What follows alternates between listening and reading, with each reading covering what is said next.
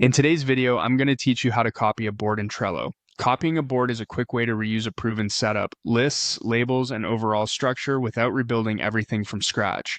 It's great for recurring projects, client templates, or weekly workflows. Start by opening Trello and heading to your boards view. This is the home for all the boards you have access to. If you're already inside Trello, look for the section that shows your recent or starred boards, or open the main boards page from the navigation. Give the page a moment to load so you can clearly see the board you want to duplicate. Next, click the board you want to copy to open it. Make sure you're choosing the correct source board, the one with the lists and layout you want to replicate. If you manage multiple similar boards, it can help to glance at the background color or a unique list name to confirm you're in the right place. With the board open, locate the three-dot menu in the upper right area of the board header. This is the menu that houses additional board options.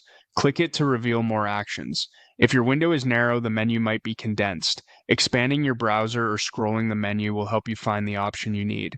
Choose Copy Board from the menu. This tells Trello you want to create a duplicate based on the current board. You'll see a dialog pop up where you can adjust a few details before making the copy. Give your new board a clear descriptive title. A helpful habit is to include a purpose or date like Marketing Launch Template, Q2, or Client Onboarding Template. That way, you and your team can recognize at a glance that this is the copy you intend to use going forward. Select the workspace where the new board should live. The workspace determines who can see and collaborate on the board depending on existing permissions.